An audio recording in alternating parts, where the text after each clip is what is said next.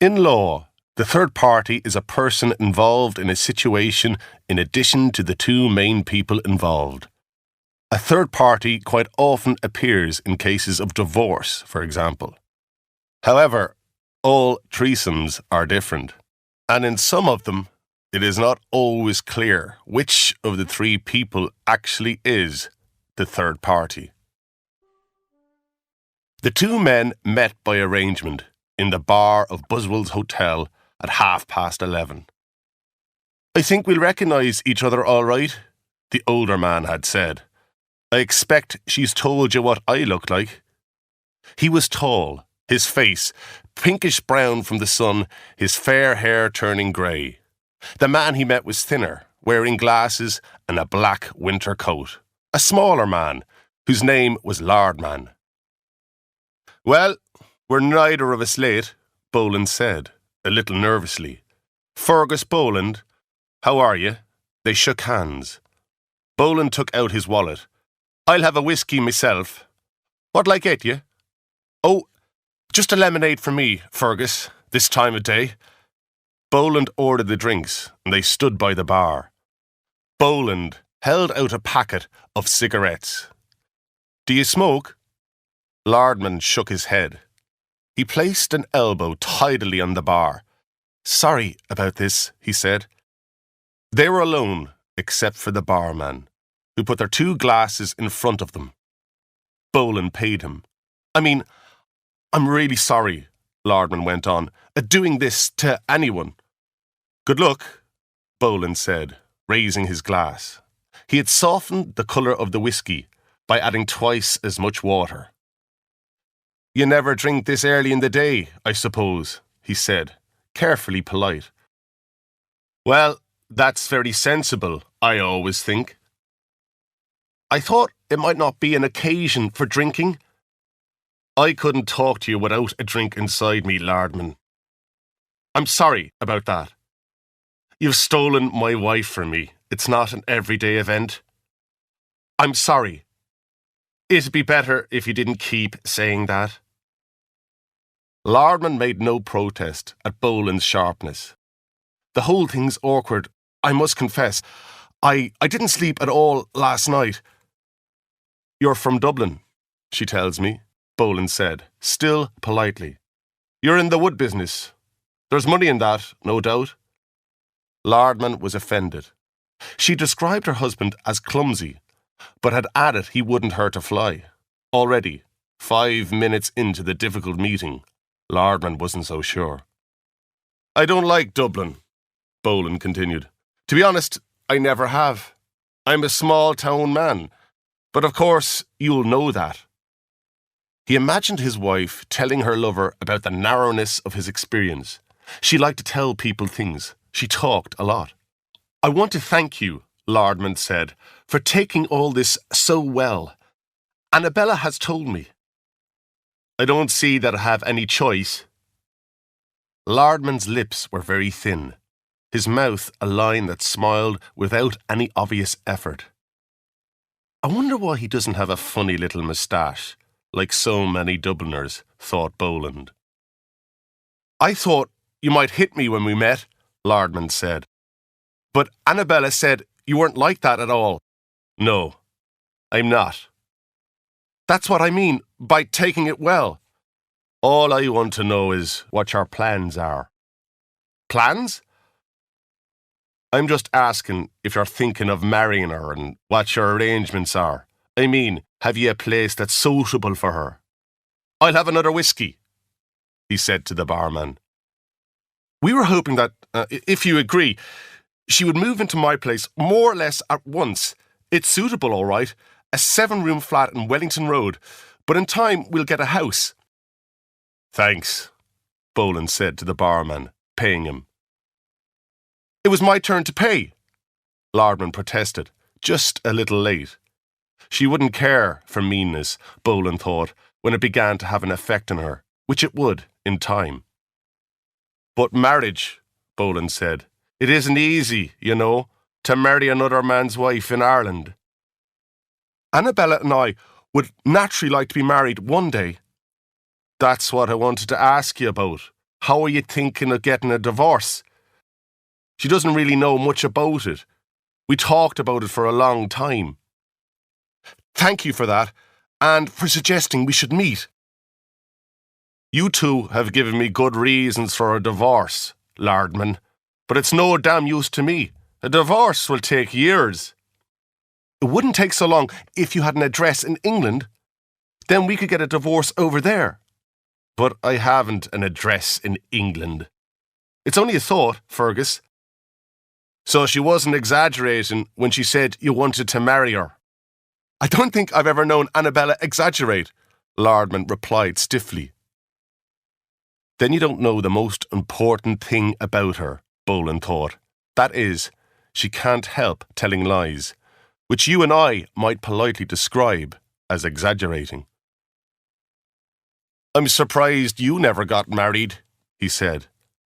He really was surprised, because in his experience, self-confident little men like Lardman very often had a good-looking woman in their life. I've known your wife a long time, Lardman said softly, trying not to let his smile show. As soon as I first saw Annabella, I knew she was the only woman I'd ever want to marry. Boland stared into his whiskey. He had to be careful about what he said. If he became angry for a moment, he was quite likely to ruin everything. The last thing he wanted was for the man to change his mind. He lit a cigarette, again offering the packet to Lardman, who again shook his head. In a friendly, conversational way, Boland said, Lardman's an interesting name. It's not Irish. French, maybe, or part of it anyway. When she had said her lover's name was Lardman, Boland had remembered it from his school days, and in Buswell's bar he had immediately recognised the face. At school, Lardman had been famous for an unexpected reason. His head had been held down a toilet while his hair was scrubbed with a toilet brush. The boys who had done this were older and bigger than him. Called Roach and Dead Smith, they took pleasure in punishing small boys whose faces and habits they found annoying. I think we were at school together, Boland said. Lardman almost gave a jump, and this time it was Boland who tried not to smile. Clearly, this had come as a shock to Lardman. I don't remember a Boland, Lardman said. I'd have been a little older than you. I hated the damn place. Oh, I quite liked it, Lardman said. You day boys went home in the evenings and at weekends. We boarders had to stay there all the time. I suppose that made a difference. Of course it did. For the first time, Boland felt annoyed. Not only was her lover mean, he was stupid as well. If he had any common sense at all, he'd realised he'd be mad to buy a house for Annabella, because no one could ever be sure she would do what she had promised. I've always thought, actually, it gave an excellent education, Lardman was saying. The awful little Frenchman who couldn't make himself understood, the history teacher who gave the class a history book to read while he wrote letters, the mathematics man who couldn't solve the problems he presented, the head teacher who enjoyed causing as much physical pain as possible. Oh, a great place, Boland agreed. A fine school. I'm sorry I don't remember you. I wouldn't expect you to. We'll probably send our children there, if we have boys. Your children? You wouldn't mind? Oh dear, no. Why should you? I'm sorry. That was a silly thing to say. I'm having another whiskey, Boland said. How about you? No, I'm okay, thanks. This time, Lardman didn't mention, even too late, that he should pay. Boland lit another cigarette. So she hadn't told Lardman. She had let the poor man imagine that in no time at all, the 7-room flat wouldn't be big enough for all the children they were going to have. Boland could almost hear her telling Lardman that her husband was to blame for their childless marriage. In fact, she discovered before they got married that she couldn't have children. In a quarrel long after the wedding, she confessed that she'd known and hadn't told him. Naturally, Lardman continued, we'd like to have a family. You would, of course. I'm sorry that side of things didn't go right for you. I was sorry myself. The thing is, Fergus, is it okay about the divorce? Are you saying I should agree to be the guilty party?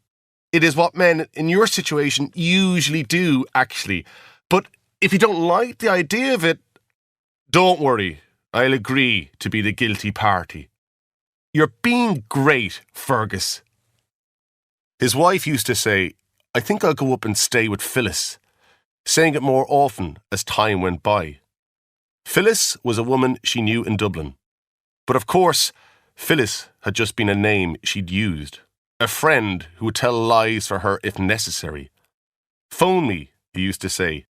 And obediently his wife phoned him, telling how Dublin looked and how Phyllis was. No doubt she'd been sitting on the edge of a bed in the 7-room flat in Wellington Road. It's really good of you to come all this way, Lardman said, sounding eager to end the meeting. I'll ring Annabella this afternoon and tell her all about it. You won't mind that, Fergus?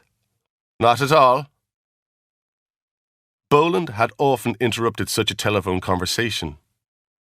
He would come home and find her sitting on the stairs, talking on the phone.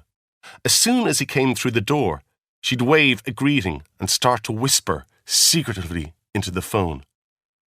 The trouble with Annabella was that sooner or later, everything in the world bored her. Now, I want to hear every single thing that's happened since the moment you left home this morning, she would soon say to Lardman, and the poor man would begin a long story about catching the bus and arriving at work and having a cake with his coffee. Later, in a quarrel, she would throw it all back at him. Who could possibly want to know about your damn cake? She'd scream wildly at him, her fingers spread out in the air so that her blood-red nail varnish would dry evenly. I'll be able to say, Lardman was saying, almost proudly, that neither of us got angry. She'll be pleased about that. Boland couldn't imagine his wife being pleased, since she hardly ever was. He wondered what it was that she liked about Lardman. When he'd asked her, she'd said her lover was amusing, that he had what she called a fantastic sense of fun. I wonder what became of Roach and Dead Smith, he said. He didn't know why he said it, why he couldn't accept that the business between them was over. He should have shaken hands with Lardman and left it at that, perhaps saying there were no hard feelings. He would never have to see the man again. Once in a while, he would simply feel sorry for him. I don't remember either of them, said Lardman, shaking his head. I'll say goodbye, Fergus. I'm grateful. I really am. They were the boys who had the bright idea of washing your hair in a toilet bowl? Boland had said to himself over and over again that Lardman was welcome to her. He looked ahead to an easy life, living alone. The house she had filled with her moods and her lies for the last 12 years would be as silent as a peaceful sleep. He would clear out the memories of her, because naturally she wouldn't do that herself.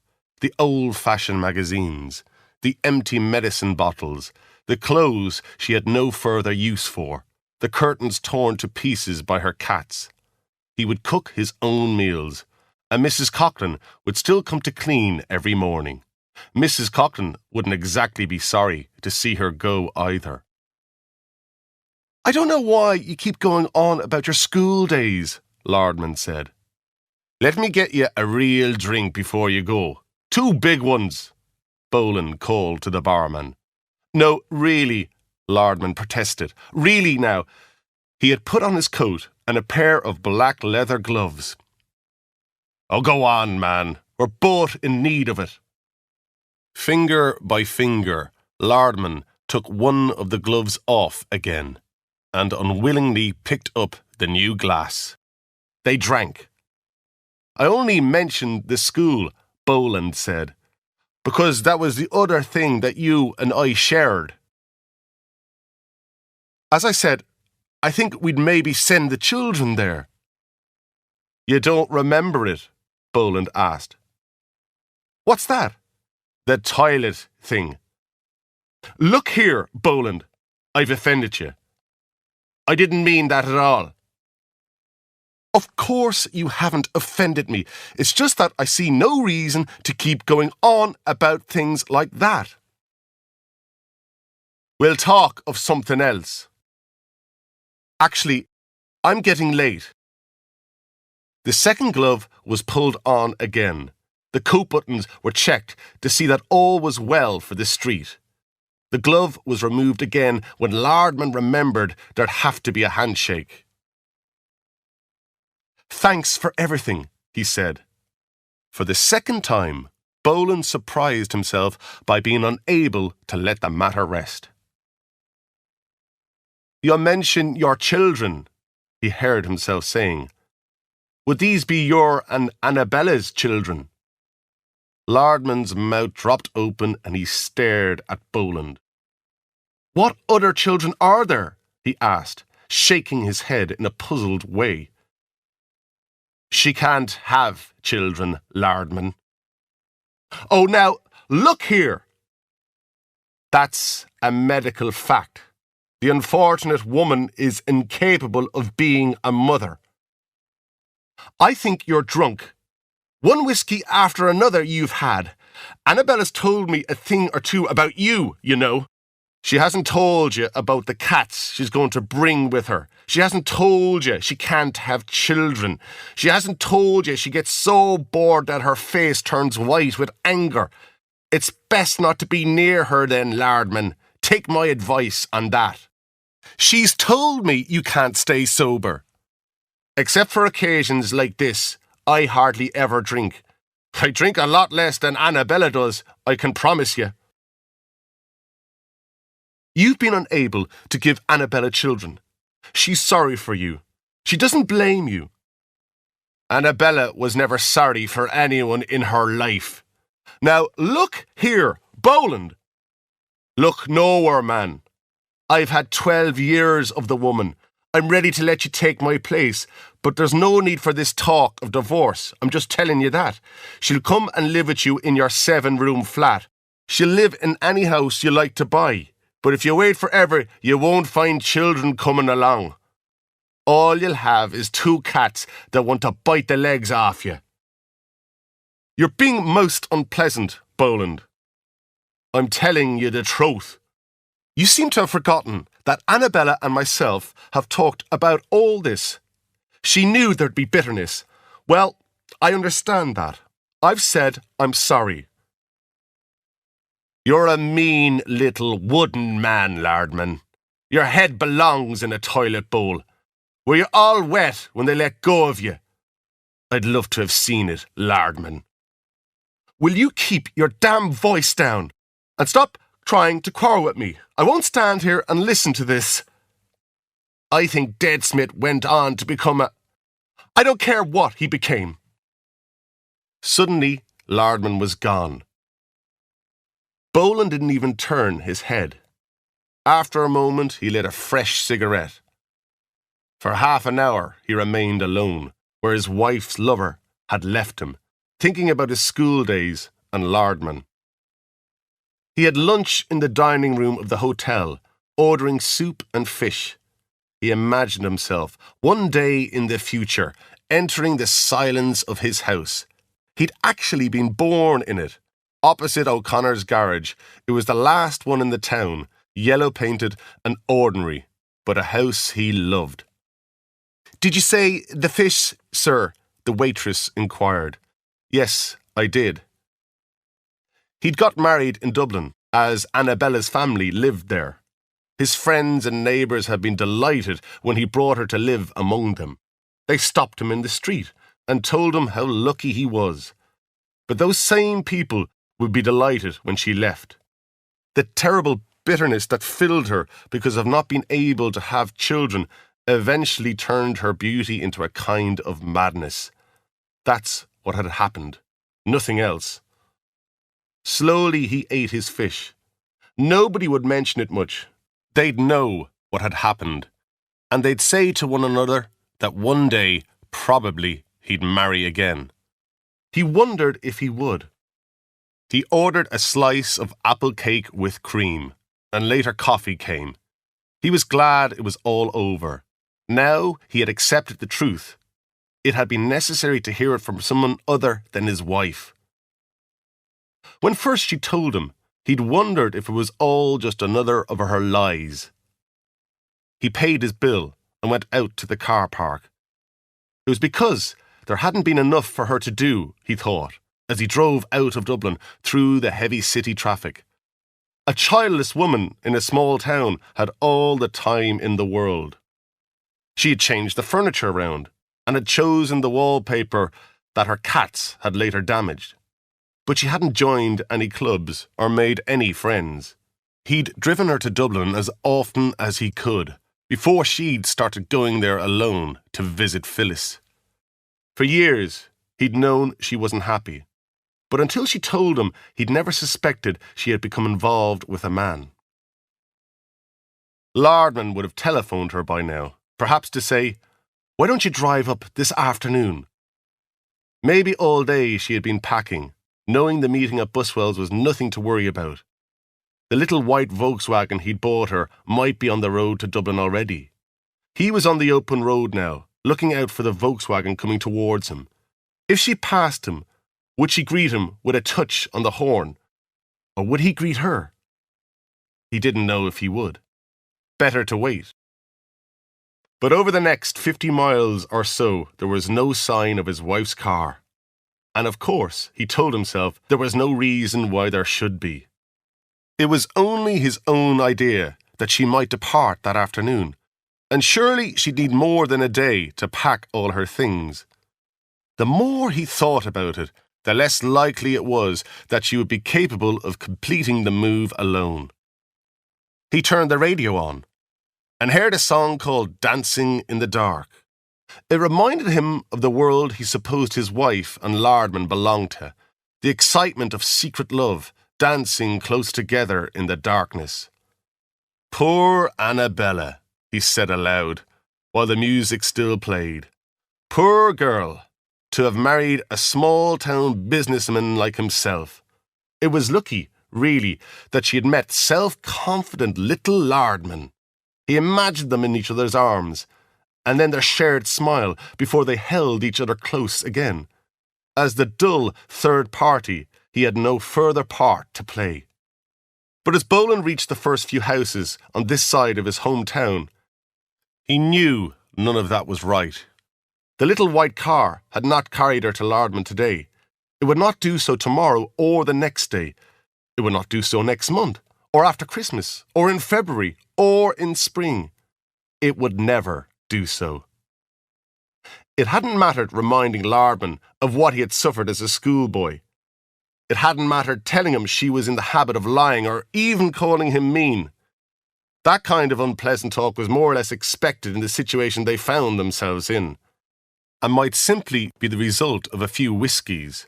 But something had driven Boland to go further. Little men like Lardman always wanted children.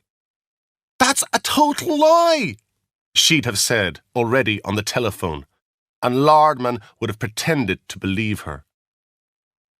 But pretending wasn't going to be enough for either of them. Boland turned the radio off. He stopped the car outside Donovan's pub and sat there for a moment before going in. At the bar, he greeted men he knew and stood drinking with them, listening to talk of horses and politicians. They left after a few more drinks, but Boland stayed there for a long time, wondering why he hadn't been able to let Lardman take her from him.